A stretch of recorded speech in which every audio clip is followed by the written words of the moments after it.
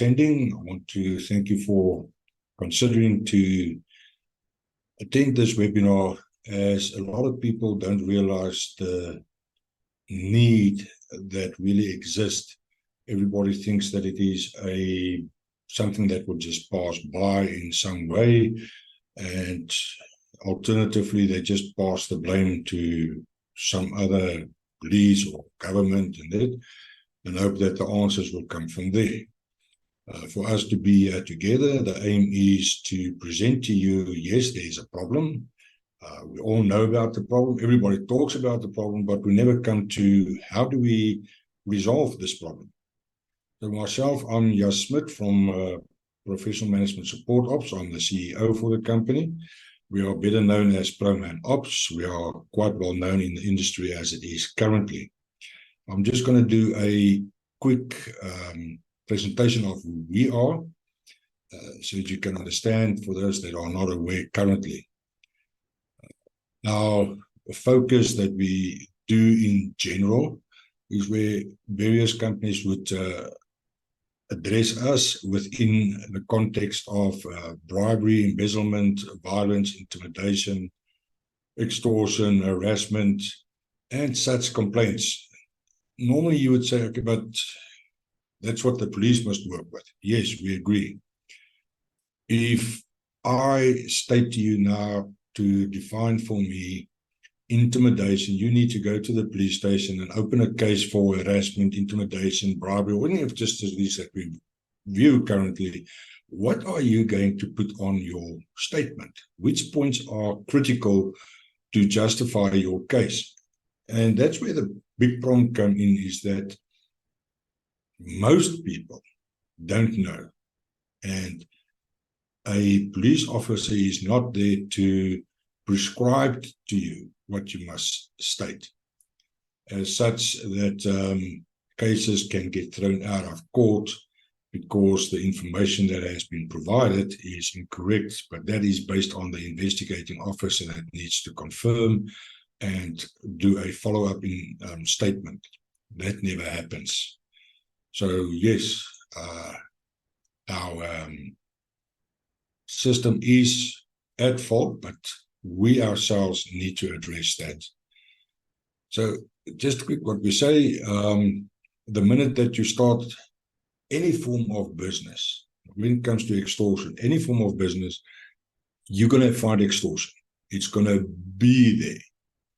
Okay? The question is that the minute you start any form of business with these people, you are making them successful. So we must avoid as a business to legitimize crime. Avoid to you don't want to be the one that finance crime. That is, as stated from Gary Gold, shareholder of Bellani Valley Mall, his comment that he gave himself through his experience. Then when we are looking at solutions, legal approach that you need to do your litigation, how do you combat the management, we need to see what is it that needs to prioritize, and whatever is prioritized, you need to authorize some systems and processes that needs to be applied. And the intention then is business continuation is the intent. We want normal business to go on. We do not want to be hassled with these various crime situations that we find. ProMan is a unique service provider. We are the first in the market in South Africa with what we do. What we have done has been tested and have been authenticated through various stakeholders and associations. So we have walked the path. Just a quick word, as we say there, a smile can get you far, but a smile and a court order can get you further. Well, farther, depending on which language we use. Just a quick thing, how ProMan Ops work. We register a site. We prefer to be part of a project before you really get the problems, and through that we will set you up in the manner that you need to operate on a daily, weekly management on your site, make it part of your company conduct. And then if you do find there's provocation that happens, how do you then, we as ProMan will then engage and take the matter further from there. So you sit back, you do what you do, and we attend to the provocations that might occur. We've got various phases in which we work with litigation. You get what we call the attempted extortion. There are provocations from either side that can happen. There is what we say an action. So if you have extortion, is it a complete action? Is it an incomplete action? Has there been a deviation to make that it's to cause it not to be a complete action? Then phase two, when you work with a criminal case, like a criminal case or a civil case through a court, high court interdict, you still need to compile the correct information together and present it as such that it can be addressed. And then phase three is what we call the aftercare. That's ensuring that whatever we have put on the table, that this is then pushed forward. We are engaging with various government departments that are working with us. They love to work with us because we bring them and business together to resolve the issues. As I say, most of the times we find that people make contact with us when there's an immediate threat, which means it's only now current. That is a panic button situation. We do not really want you to be in that situation because now I can't speak for you. It's hearsay. So whatever is happening is based on hearsay. We can proceed with representing you, but it's you that's going to be mostly in court. So, there's various threats that can occur, but we need to identify it correctly. Of course, we say that people call us out, ProMan goes out, we identify, we initiate the necessary police response. We make sure that it gets reported through the local up to national level of the police and other required entities. And we make sure that you as our client continue with your work. We say established situation is where ProMan operator is the intervention, where we then come in and say, this is how you should start your project, and we will guide you through this part of the project. So you do that side, we do the alternative side that is related, what most people call community management or social integration, participation. There are various terminologies used for it. So on the introduction of ProMan, I thank you for giving us that opportunity. I'm going to just go to our main presentation for today. So our presentation for ProMan Ops is based on extortion and corruption.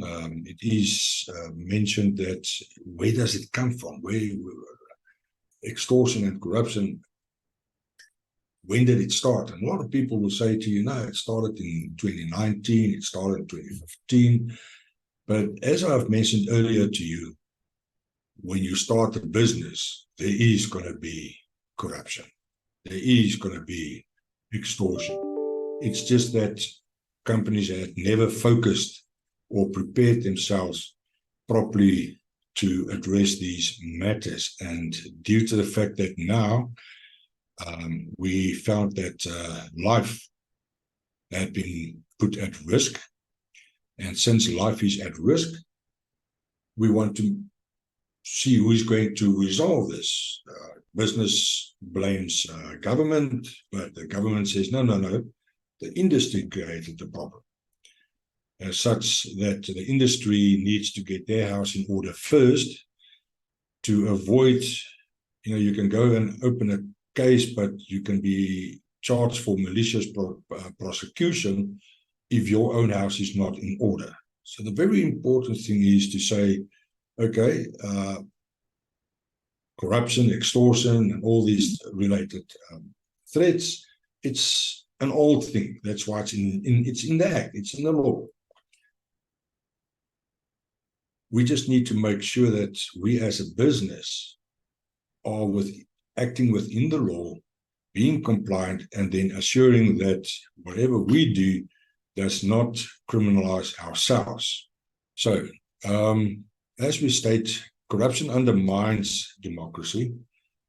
We all know this already. It undermines social justice, and thereby it deepens the poverty and fueling organized crime and stunting efforts. As I mentioned on a previous presentation where we were at, what we are causing, the way that business and community and everybody and the government, everybody are working together, we are causing the community to declare war against us because we did not apply ourselves properly. Not because we need to, like there's an obligation from us to apply properly, but South Africa has grown into a very diverse entity, and as such, when you start a project, you get your public projects, you get your private projects, but your crime has grown in such a way that there's a certain perception, and this perception needs to be addressed correctly. We do not want to criminalize innocent citizens of South Africa. So let it be known that corruption has become a normality, the way that we see it as business, and is protected by those that support corruption. And corruption provides a profit to a select number of people. When we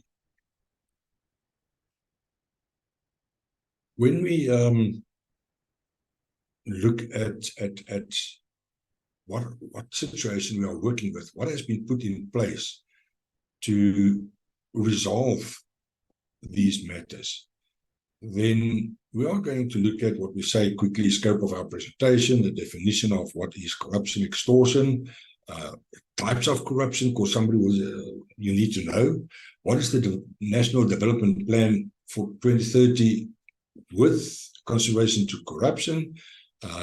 We're going to look at corruption-related regulators. We're going to look at some applicable legislation, and then an approach to dealing with corruption. And we will then conclude also with that process. Let's duplicate now. I'm looking at different screens here.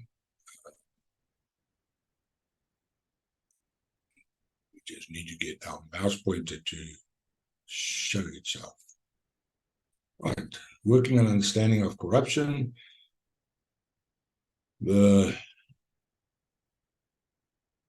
This is important to understand that a broad definition of corruption is the abuse of an entrusted power, an entrusted accountability. Where feasible accountability is not found, then you will find there is corruption. An intermediate definition, general definition from community, will say corruption is the abuse of entrusted power for private gain. The specific definition will say corruption is the abuse of public-private power for private and personal gain. And now we get what we call Chapter 2 of PRECA defines corruption as any person who gives or agrees to offer, to give, or to accept any gratification amount to unlawful conduct. So when we look at corruption, corruption is actually more starting with me. What did I do when somebody came to me? And what is the difference between extortion to corruption? PRECA, of course, is for the Prevention of Combat and Corrupt Activities Act 2004, Act 12, and defines it then, as we state there, that any person who gives or accepts or offers to give or accept any gratification amount, or to the unauthorized or improper inducement to act or not to act, to act or not to act in a particular manner using certain processes or means, is then guilty of an offense. We have to look at what is, if we have a quick look at what is corruption, you also get passive corruption. So if somebody comes to you and makes a threat in the sense of do something so that I can have a benefit, but it's going to be a loss to you. So I'm coming to you as the extortionist, and I'm saying you need to do the following. But by doing this, I am benefiting where you are going to make a loss.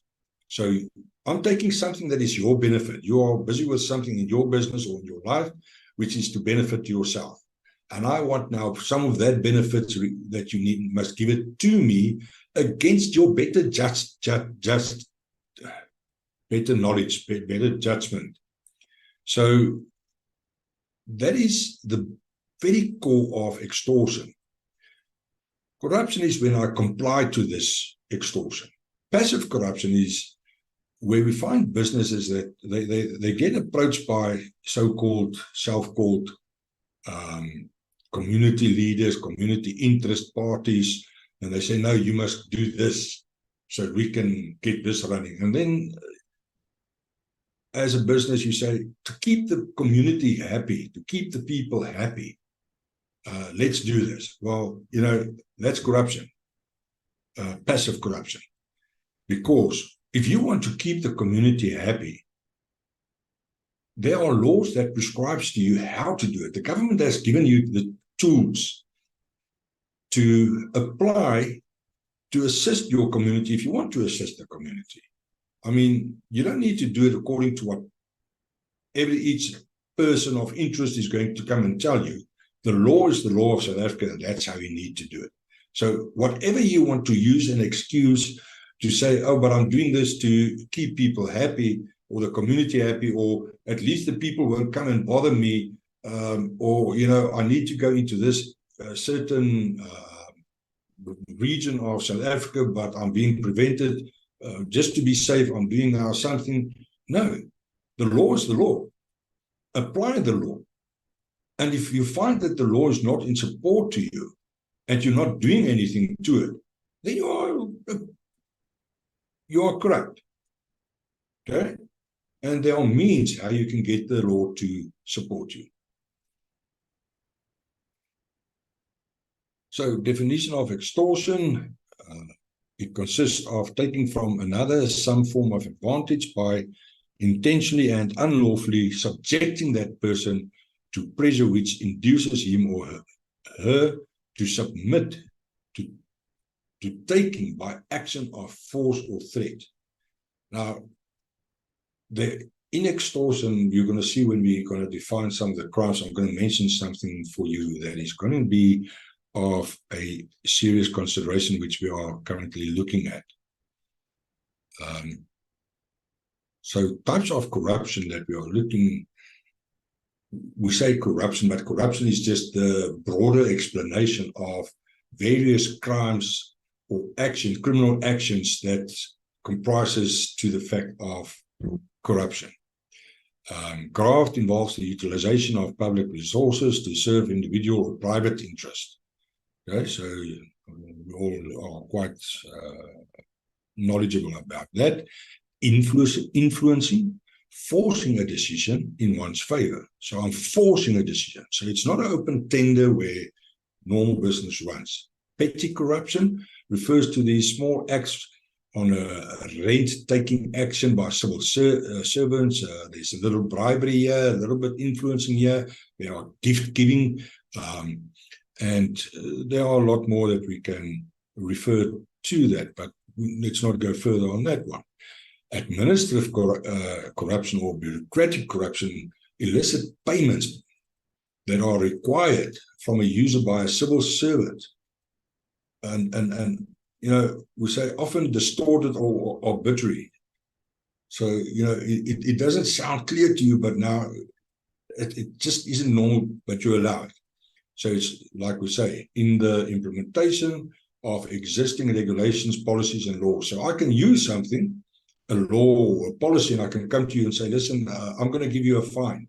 And this is what we're referring to, political patronage and nepotism. Government resources are directed to patrons, clients, family, or ethnic clan of office holders, which we all have been known to find in the news. We get the political corruption, misuse of entrusted power by political leaders, very well known, especially South Africa is filled with this. I mean, change of your municipalities, who's the chair, who's the mayor, who's the ward councillor, it changed a lot. High-level grant or endemic corruption, the misuse of high public office, public resources. There you can look like Transnet or these government representative offices that gets billions in budget to do infrastructure or apply into community upliftment, and then this money is not really applied in a accountable process. State capture, private payments to public. I mean, state capture is easy. I come to you and say to a government entity, let's talk.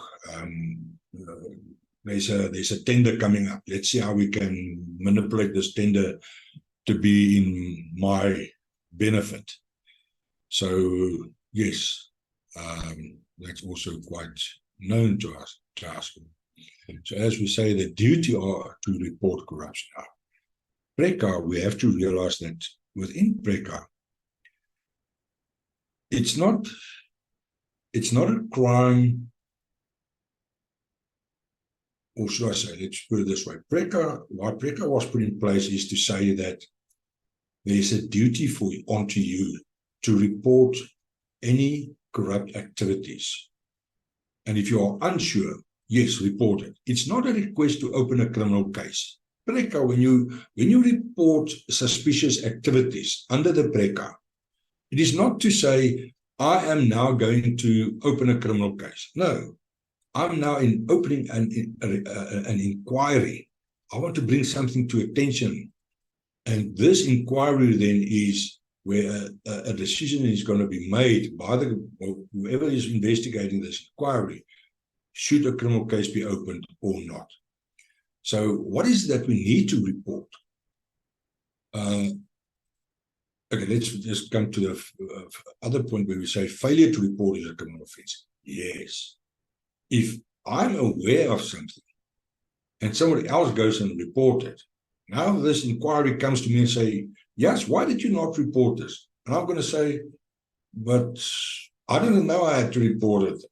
And then this inquiry proves that I actually had an obligation to report and I didn't. Now I have committed a crime and I will be participant to be investigated. So what is it that needs to be reported?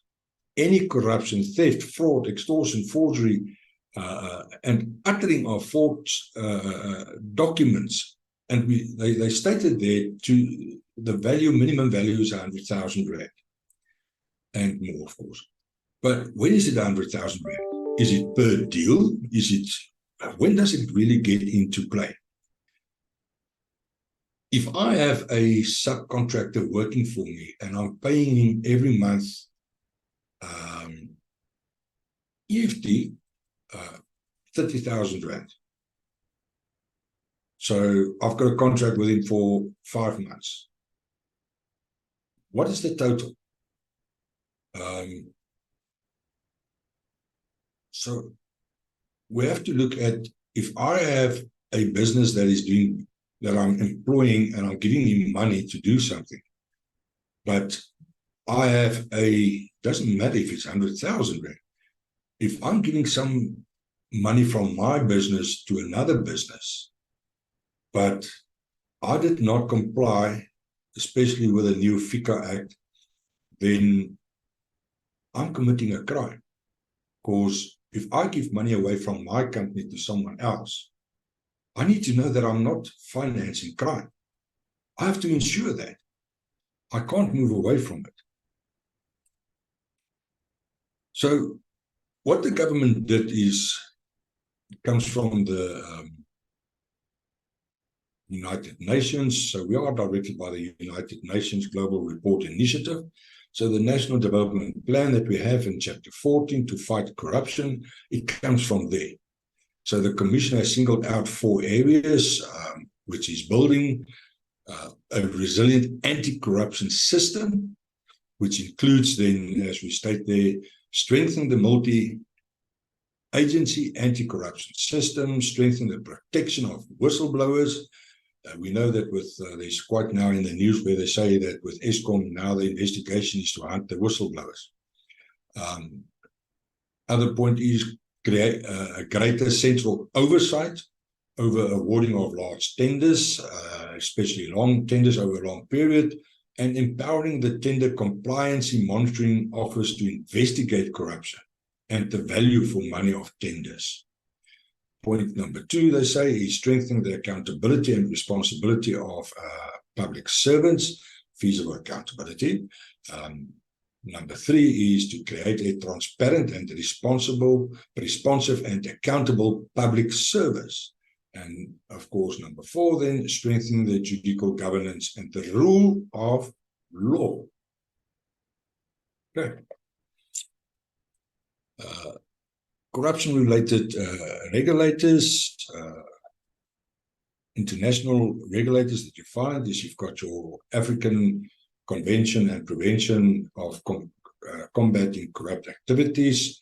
You've got your South African Development Community Protocol Against Corruption, and then you have your Anti-Bribery Convention, which all is based under the United Nations Convention Against Corruption. Applicable legislations that we are looking at is your Constitution of South Africa. You've got your South African Police Act. You've got your POCA, Prevention of Organized Crime Act. Then you've got your Prevention and Combating of Corrupt Activities. These are the main 4 acts that we try to employ when we have a report of corrupt activities. Other applicable legislations are your FICA, it's your Public Finance Management, and you've got your Municipal Finance Management, and then you've got your Protected Disclosure Act, and then you've got your Criminal Procedure Act, 51 of 1977. So these are there are many acts. The government has put tools there to be used to address these things. But a lot of times people don't want to report a crime because, maybe I did something wrong. And if I report it, then I'm going to be exposed. So due to the national plan, as you can see, you've got your indicators, you've got your philosophies, methodologies, and practices, anti-corruption framework, you've got your operational postures, you've got your national development plan, and then you've got your national strategy. So when we are looking at this, we say you need to enable by conducting, using, and have a result delivered. Fighting corruption by developing an accountable and capable state. So we've got where we say the protection and stability. It's very important. You've got securing the sustainability of the economical growth, and then you get what we say securing the well-being and development of the South African people.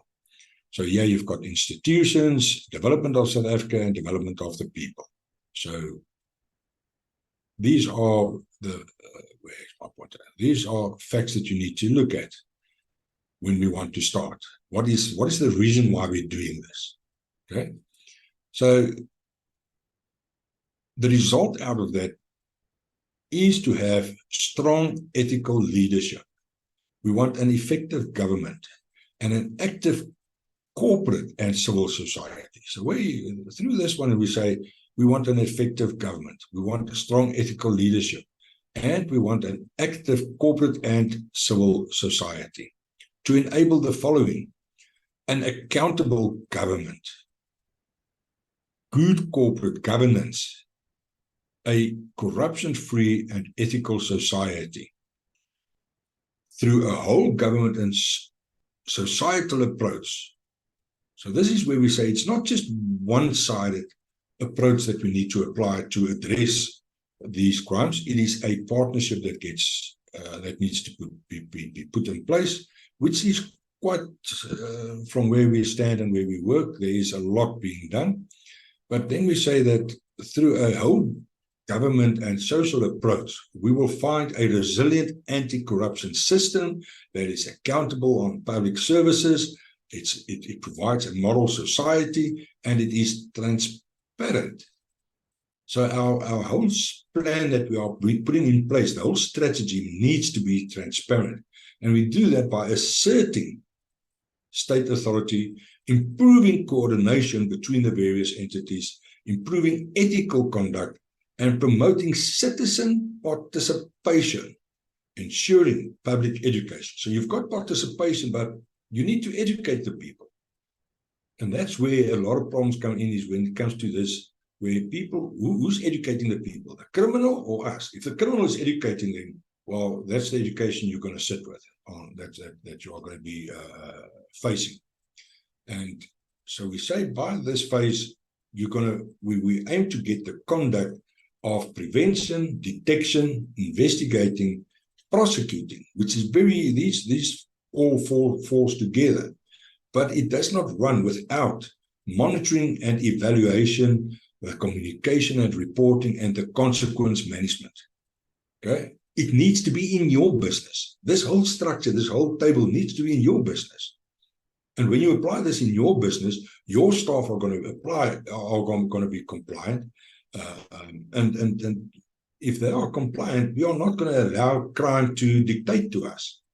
So that's where we say, by using regulators, regulatory development, we're going to have a risk-based approach, a multi-agency approach. We're going to have intelligence-led operations, which is currently happening. I'm telling you guys now, it's happening. Tender compliance and oversight. If you tender, we all know what's happening there. There's this proper oversight, not just from government or from your client that provides to you a tender, but also from your side.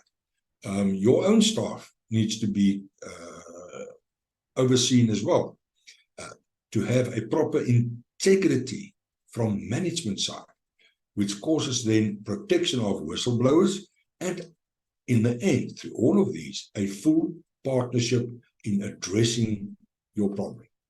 And as such, the result is delivering corrective measures, disciplinary action, conviction, loss and proceeds recovery, and a restraint of trade and interest. Now, this is the one, restraint of trade and interest. The government is seriously working to this point, where we say that whoever is not compliant or found guilty, they will be restrained from trade. And their interests, well, you might lose it. Conclusion on this, almost all of organized crime and economic crimes have the elements of corruption. When you eliminate the opportunity for corruption to thrive, you erase the opportunity for organized crime and economic crime to flourish. And as you can see, we can only get to this point in a partnership. And how you set this up, as we say, this is an introduction.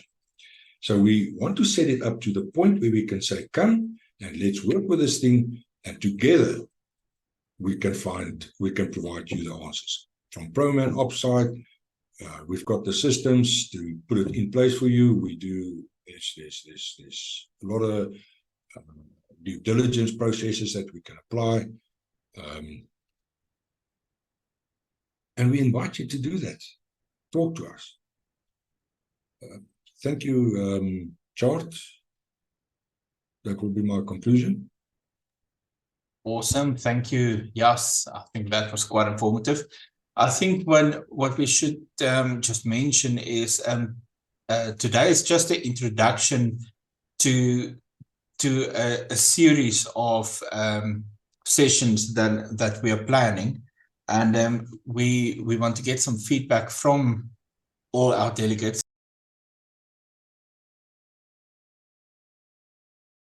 Yes, thank you so much for this presentation.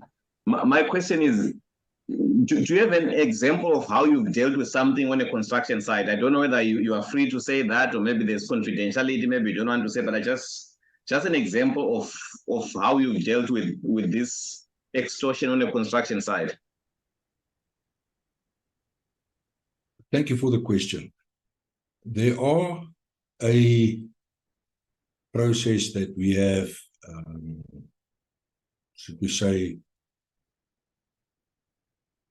superfined to address various situations.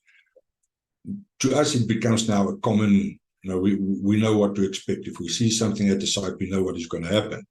And then we know, okay, knowing that this might happen, which of our procedures are we going to apply? The key to our process that we apply is by utilizing the law and standing by it. And through that, we then work in cooperation with the various government departments. Whenever we see a certain action that requires that department's participation, then we notify them. We've got then also within ourselves, we do have specific approaches that we apply. These approaches, you need the proper training to prepare you in this, because you can have, let's say, a certain situation or specific problem that you're sitting with the people in front of you now, and within an instance it can change. You're going to say, okay, we're going to go have a meeting. Now you have all the stakeholders who are going to go in a meeting, but within this meeting it can just change. It changes like that, and you need to then know, what am I going to apply and how am I going to address this situation now? So there's many approaches that we apply, not just something specific, and it's all based on the circumstances that you experience at that moment. All right, no, thank you so much. Do you as Promen have is there a standby security company that you use, or you have your own company that when incidents happen and there is need for people to come? I know you go to the law and the police, whatever, but do you have your own standby team that comes to a site or a place where something is happening? Yeah, we've got our, we're not the cowboys. We don't play cowboys and crooks. We've got a team that works with it, and we've got team members that address every construction site, where they then will advise your people on the site of what their protocols should be and how they should apply themselves. The core function that we say is, if you're a builder, you stay with building. If somebody wants to come and apply for work inside your building, then we are the point of reference, and whatever we do a level of due diligence on whoever wants to approach the business, and then we will determine whether a crime is being committed or if it's a fair process. Like our clients will say to us, listen, Proman, here's a business profile, this company is trying to do business with us. Then we do a due diligence on this company, and we make sure that is this company really, the intention of this company, is it a clear intention, or is there a possibility of a threat to a criminal activity? We also have a database of many persons of interest and companies that are not ethically correct and are known to commit crimes. So we will immediately then notify our clients and say, listen, this company is known, or this person of interest is a threat, could cause you problems. but this is how you need to proceed. We, like ourselves, we are registered with the Black Management Forum on the national level, where if we when it comes to SMEs or the upliftment of communities, then we draw that in. Of course, we don't want to, like I say, you don't want to criminalize the wrong people, but you also want to cause upliftment and participation. So even on ourselves, we need to make sure that you do not prevent business continuation. I just want to mention a lot of what we have presented today. There is under FICA, every company is actually now prescribed to do a AML, the Global Anti-Money Laundering training. It's a very short training session that each member in your company need to do, and you have to have the certificate. It's a 15-minute session that you go through, and when you complete the session, you get the certificate that you can see on the screen at this moment. We have done it. Don't look at the date, because it's just it's actually the 12th of the 6th month, 2023, that we did it. So everybody in your business that you have, and when you have a subcontractor or other business that comes to you and wants to do business with you, ask them about this. Ask if they've done this global AML training. Let them provide you with these certificates, because the law says that ignorance is not an excuse. So this is one way of informing people how must I act not to be corrupt, and if there is corruption or extortion or anything like that, what am I to do? Yeah, thank you. How does one best go about reporting a financial type of crime to this SAPS?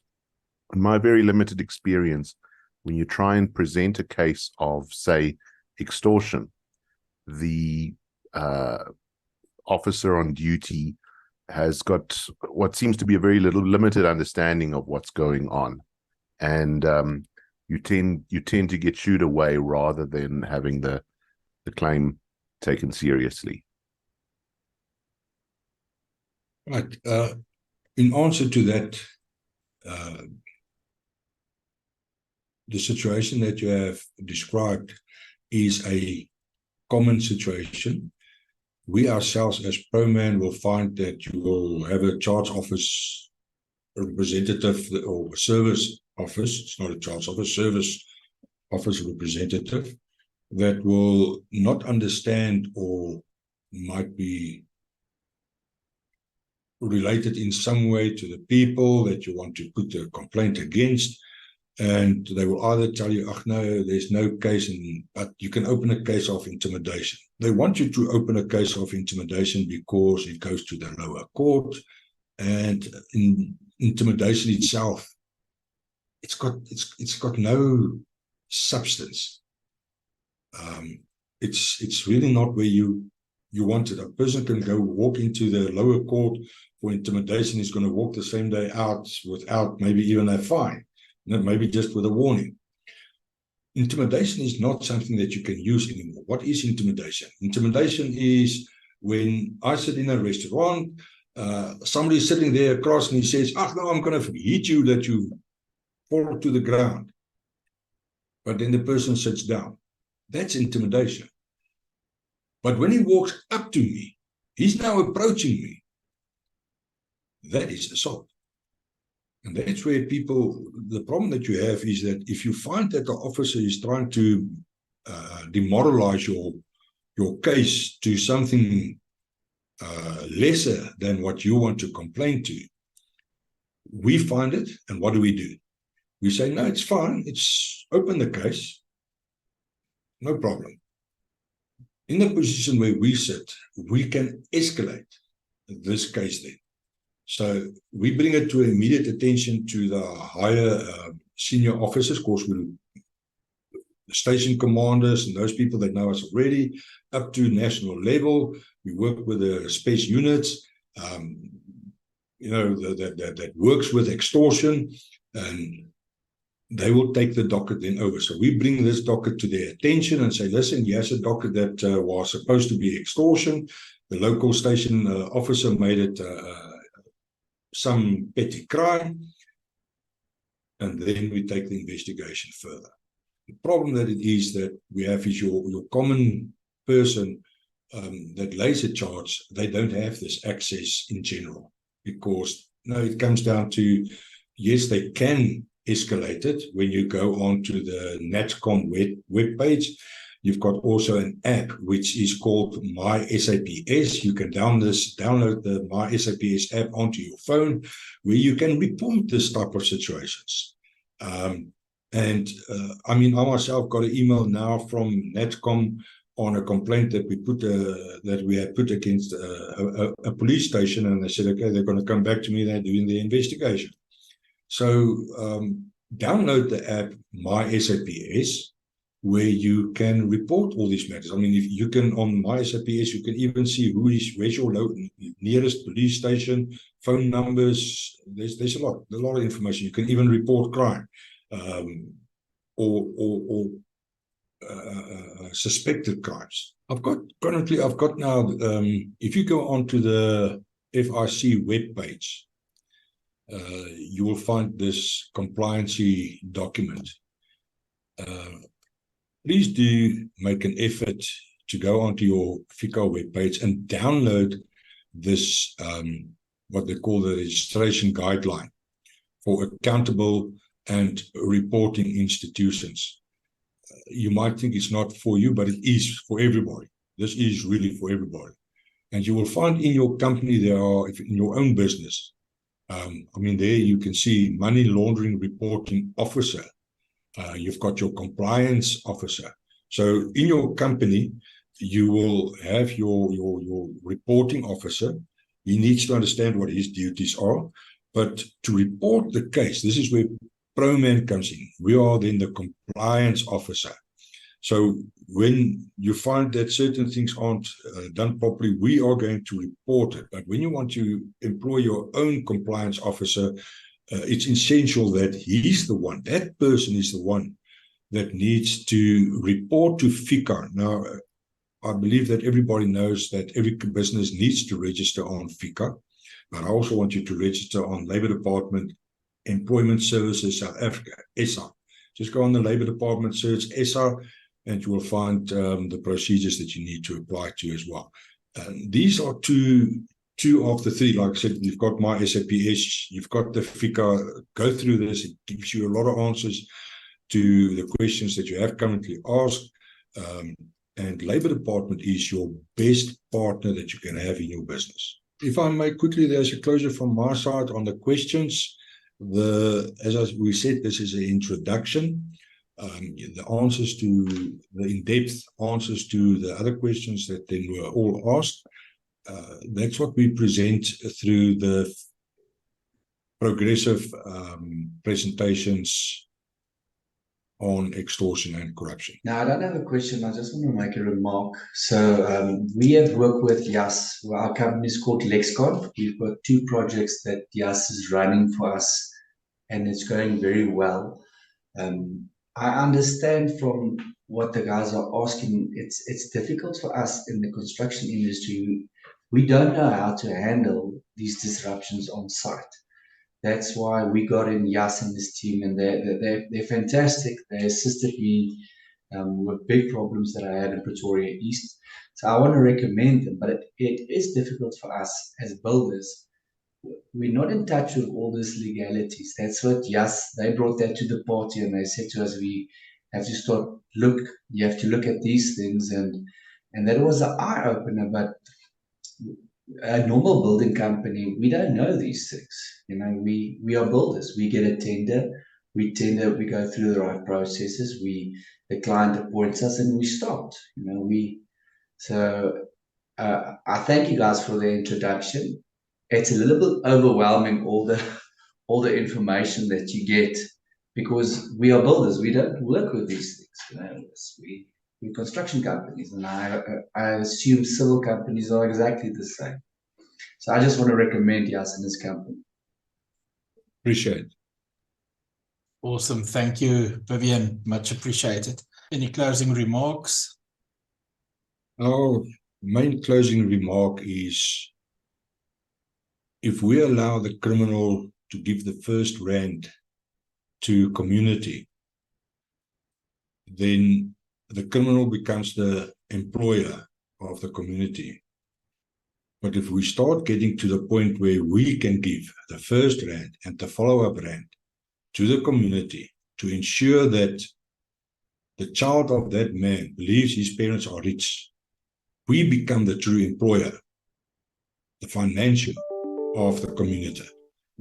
If we need to start getting to that point and do it in cooperation with each other. Thank you.